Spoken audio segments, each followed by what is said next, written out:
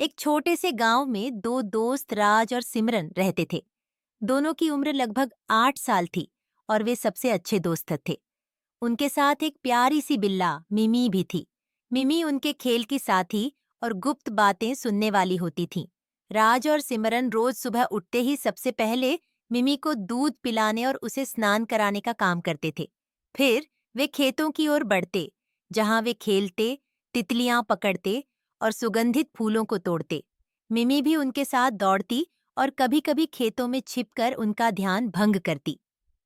एक दिन गांव में एक बड़ा मेला लगा।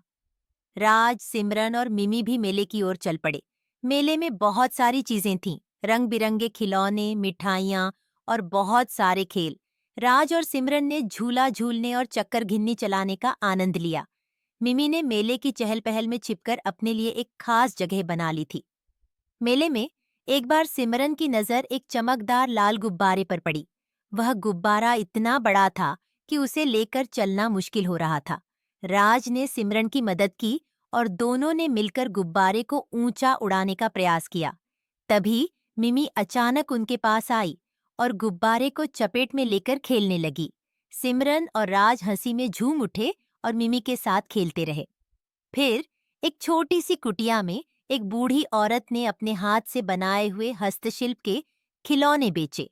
राज और सिमरन ने कुछ खिलौने खरीदे और बूढ़ी औरत को धन्यवाद कहा। मिमी ने भी अपने लिए एक छोटे से खिलौने की बोतल पा ली, जिससे वह खुश हो गई। दिन ढलने लगा और मेला खत्म होने को था। राज, सिमरन और मिमी अपने घर की ओर लौटे।